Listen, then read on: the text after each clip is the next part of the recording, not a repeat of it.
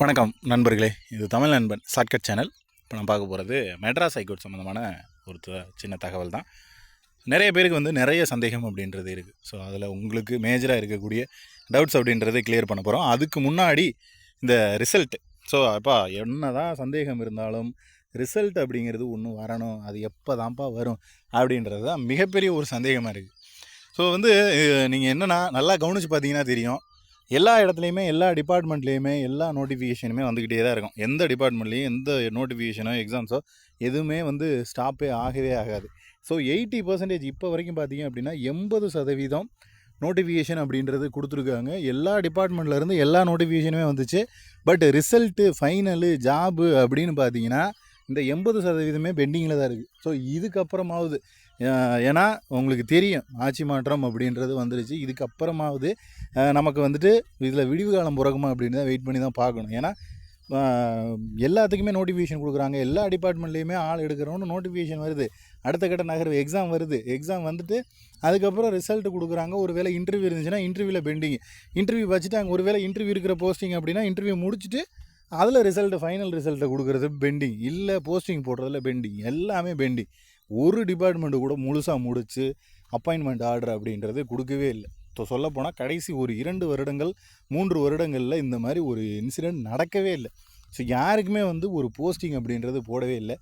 இதுக்கப்புறமா நம்ம Madras high court including Madras high court அப்படின்றது கிடையாது, எல்லா டிபார்ட்மெண்ட்லேயுமே இதே நிலமை தான். ஸோ எங்கேயுமே ஆள் இல்லை, வேலை செய்கிறதுக்கு ஆள் இல்லை, பட் ரெக்யூர்மெண்ட் அப்படின்றது பண்ணலை. ஸோ எல்லா இடத்துலையுமே பெண்டிங்கு, எல்லா இடத்துலையுமே வெயிட்டிங்கு, எல்லா இடத்துலையுமே எல்லாருமே பாதிக்கப்பட்டிருக்காங்க இந்த ஒரு விஷயம் அப்படின்றதுனால.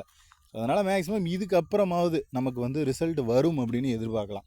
ஸோ இந்த நாளில் வரும், இந்த தேதியில் வரும் அப்படின்றத கண்டிப்பாக யாராலையும் ஒரு யூகத்தின் அடிப்படையில் தான் சொல்ல முடியுமே தவிர 100% இந்த நாளில் வந்துருப்பா நீங்கள் வெயிட் பண்ணுங்கள் அப்படின்னு சொல்கிறது இப்போ இருக்கிற கால சூழ்நிலைக்கு சாத்தியமே இல்லை. முன்னாடி நம்மளே சொல்லியிருப்போம், 3 வருஷத்துக்கு முன்னாடியெல்லாம் சொன்னோம் அப்படின்னா அப்போ இருக்கிற ஒரு இது வேறு. பட் இப்போ இருக்கிற சூழ்நிலை அப்படிங்கிறது வேறு மாதிரி இருக்குது. ஸோ நமக்கு அஃபிஷியலாக நமக்கு எந்த தகவலுமே 100% ஷூராக யாராலையுமே சொல்ல முடியல. ஸோ எல்லாருமே ஒரே மாதிரியான ஒரு குழப்பம் அப்படின்ற மாதிரி தான் இருக்குது. ஏன்னா வரப்போகுது, வந்துடும், அப்டேட் ஆகும் அப்படின்றாங்க. கடைசியில் பார்த்தீங்கன்னா அது எந்த ஒரு இதுவுமே இல்லாமல் அப்படியே தான் இருக்குது. ஸோ மேக்ஸிமம் இந்த மந்தில் ஏன்னா 90% எல்லா டிபார்ட்மெண்ட்டுமே இப்போ வேலை செஞ்சுக்கிட்டு தான் இருக்காங்க. ஸோ இப்போ எல்லாருமே பரபரப்பாக வேலை செய்கிறாங்க.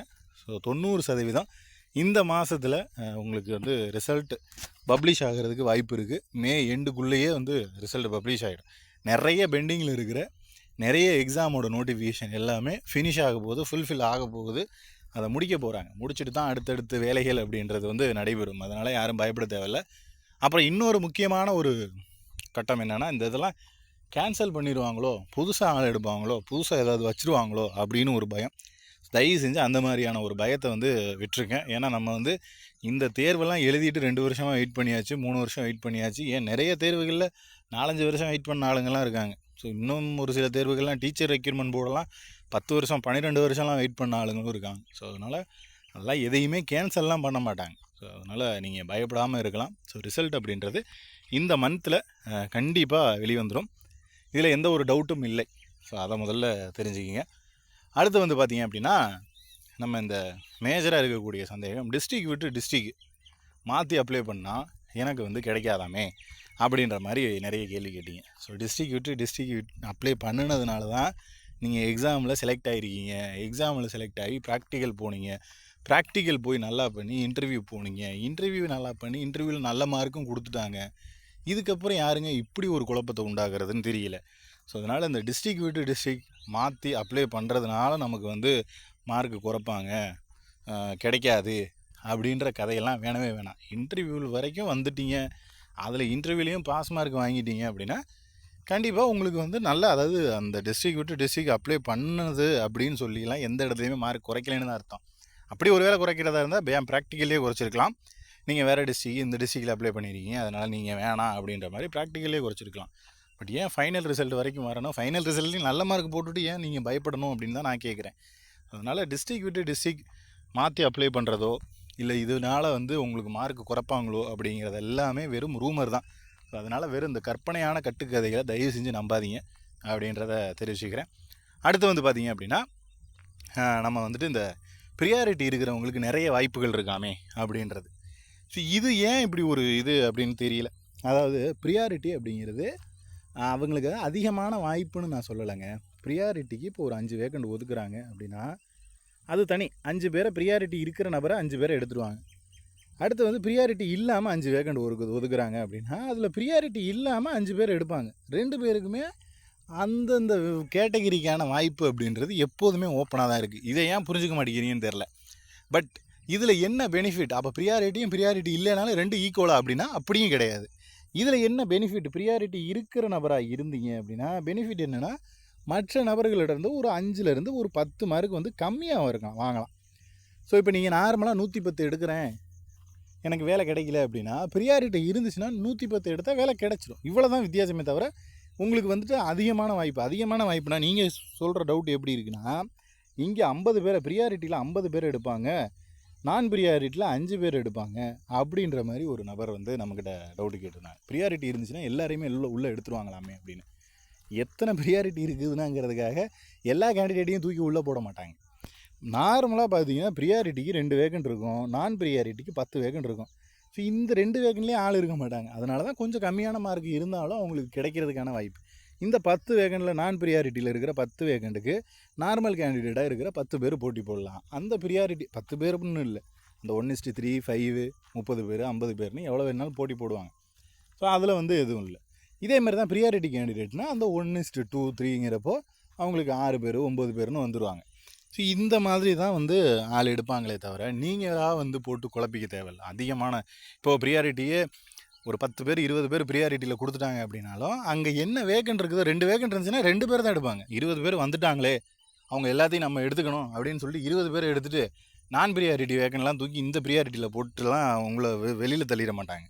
ஸோ அதனால் இந்த மாதிரியான விஷயங்களை கொஞ்சம் அவாய்ட் பண்ணிடுங்க. அதே போல் தான் இன்னமே ரிசர்வேஷன் என்னவோ அதை தான் ஃபாலோ பண்ணுவாங்க. இப்போ பிசினா பிசியில் ப்ரியாரிட்டி வேணும்னா அதுதான் அந்த கம்யூனிட்டியில் மட்டும்தான் எடுப்பாங்க. நீங்கள் எம்பிசியில் நான் 100 மார்க் வாங்கியிருக்கேன், 150 வாங்கியிருக்கேன், எனக்கு மார்க் வந்து ஹையாக இருக்குது, நான் வந்து இவ்வளோ மார்க் வாங்கியிருக்கேன், எனக்கு எடுப்பாங்களா அப்படின்னா இல்லை. அது வந்து நீங்கள் எந்த கேட்டகிரியில் யாருக்கு ப்ரியாரிட்டி கொடுத்துருக்காங்களோ அந்த கேட்டகிரியில் இருக்கிற நபர்களை மட்டும்தான் எடுப்பாங்களே தவிர வேறு கேட்டகிரியில் இருந்து ஆளை வந்து உள்ளே எடுத்து போடுவாங்களா அப்படின்னா அதுவும் கிடையாது. பிசினா பிசியில் மட்டும்தான், எம்பிசினா எம்பிசியில் மட்டும்தான்.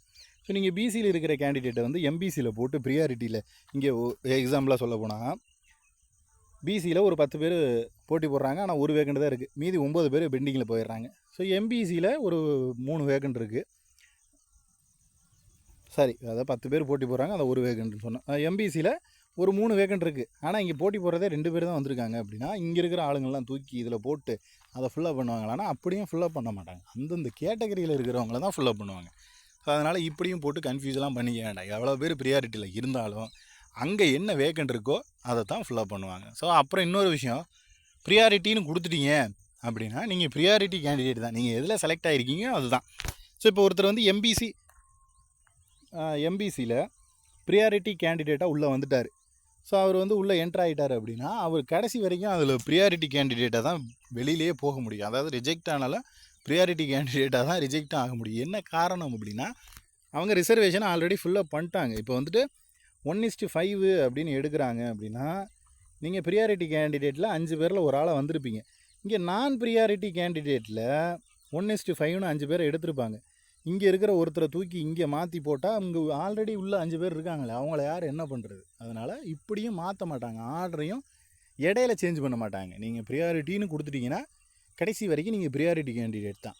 நான் ப்ரியாரிட்டி அப்படின்னு கொடுத்துட்டிங்கன்னா கடைசி வரைக்கும் நீங்கள் நான் ப்ரியாரிட்டி கேண்டிடேட் தான். இடையிலேயே எனக்கு வந்து இந்த சர்டிஃபிகேட் வந்துருச்சு, நான் ஏன்னா இப்போ 2 வருஷம் கேப் ஆகிடுச்சு, 2.5 வருஷம் ஆக போதா. ஸோ இடையிலேயே வந்து எனக்கு இந்த சர்டிஃபிகேட் வந்துருச்சு, நான் வந்து இப்போ இதை ப்ரியாரிட்டியில் உள்ள தள்ள முடியுமானா முடியாது. ஏன்னா இங்கே இருக்கிற 5 பேரை இங்கே மாற்றி போட்டால் இங்கே ஆல்ரெடி உள்ள 5 பேர், அதாவது ஒரு ரூமுக்குள்ளே 5 பேர் தான் இருக்க முடியும். அப்படின்னா நீங்கள் எக்ஸ்ட்ரா நான் அந்த ரூமுக்கு போகணும் அப்படின்னு நுழைஞ்சிங்கன்னா எப்படி உள்ளே தள்ள முடியும்? ஆல்ரெடி ஒருத்தர் வெளியில் இழுத்தால நீங்கள் உள்ளே போகலாம். அந்த மாதிரி தான் ஆல்ரெடி உள்ளே ஃபுல்லாகிடுச்சு, அவ்வளோதான். அந்த 5 பேர்லேருந்து வெளியிலலாம் அப்படி யாரையும் தள்ள முடியாது, தள்ளவும் கூடாது. அது வந்து கவர்மெண்ட் ரிசர்வேஷனை பாதிக்கும். ஸோ அதனால் அதை பண்ண முடியாது, பண்ணவும் மாட்டாங்க. நீங்கள் இப்படி தான் கேட்குறீங்க, நான் இங்கேருந்து அங்கே போய்க்கலாமா, அந்த இடத்துக்கு போய்க்கலாமா அப்படின்ற மாதிரி. ஸோ எந்த இடத்துல நீங்கள் செலக்ட் ஆனீங்களோ அதே இடத்துல தான் கடைசி வரையும் இருக்க முடியும் அப்படின்றத தெரிஞ்சுக்கிங்க. இடையில வந்து ப்ரியாரிட்டி கேண்டிடேட்டாவோ நான் ப்ரியாரிட்டி கேண்டிடேட்டாவோ யாராக இருந்தாலுமே ப்ரியாரிட்டி நான் ப்ரியாரிட்டியாகவும் மாற முடியாது. இதே போல் தான் பிஎஸ்டிஎம்னா பிஎஸ்டிஎம், நான் பிஎஸ்டிஎம்னா நான் பிஎஸ்டிஎம், இப்படியே தான் ஃபைனல் வரைக்கும் வரணும். இதுதான் ரூல்ஸ். அப்படி தான் பிசிஎம் பிசின்னு சேஞ்ச் பண்ண முடியாதுல்ல. அதே கான்செப்டில் இதுலேயும் நான் இடையில வந்து பிஎஸ்டிஎம் வாங்கிட்டேன், எனக்கு இடையில இப்போ தான் சர்டிஃபிகேட்டை கொடுத்தாங்க, ஸ்கூல் இப்போ தான் ஓப்பன் பண்ணிச்சு, ஸ்கூலில் இப்போ தான் வாங்கினேன் அப்படின்னாலும் அதை மாற்ற முடியாது. ஸோ மற்ற ப்ரியாரிட்டி கேண்டிடேட்ஸ் ப்ரியாரிட்டி சர்டிஃபிகேட்டாக இருந்தாலும் சரி, அதை இடையிலையும் மாற்ற முடியாது. ஸோ என்ன ஃபஸ்ட்டு அப்ளிகேஷன் போடும்போது என்னத்தை கொடுத்தீங்களோ அதுதான் உங்களுடைய கடைசி வரைக்கும் அப்படின்றத தெரிஞ்சுக்கிங்க. இதில் உங்களுக்கு வேறு ஏதாவது சந்தேகங்கள் இருந்துச்சு அப்படின்னா கீழே கமெண்ட் செக்ஷனில் கமெண்ட் பண்ணுங்கள். நெக்ஸ்ட் அடுத்த வீடியோவில் பார்க்கலாம். தேங்க்யூ.